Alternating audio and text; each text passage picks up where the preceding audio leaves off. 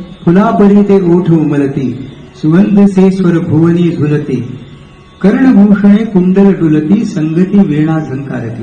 आता फुलापरी ते ओठ उमलती म्हणजे इतके नाजूक आहेत ते लहान बाळ, त्यांचे ओठ कसे असते, गुलासारखे असते. आणि बाबूजींनी संपूर्ण गीत रामायण शास्त्रीय संगीतावर आधारित ठेवलेले आहे.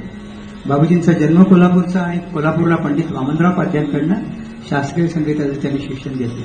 त्यामुळे बाबूजींनी लिहून ठेवलेले की जसं जसं गीत रामायणातलं गीत त्यांच्या पुढे आलं त्या प्रसंगाप्रमाणे तो शास्त्रीय संगीताचा राग त्यांच्या मनामध्ये उमटला आणि त्याप्रमाणे त्यांची चाल त्यांनी लावलेली की त्याचा फ्लो येतो स्पीकरवर, ठ प फ ब भ म. ही मराठीतली अक्षरं जी आहेत ती अत्यंत काळजीपूर्वक वापरायला लागतात.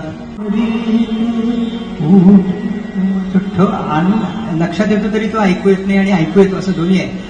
फुलापरी ते ओठ उमलती, सुगंध से भुवनी झुलती.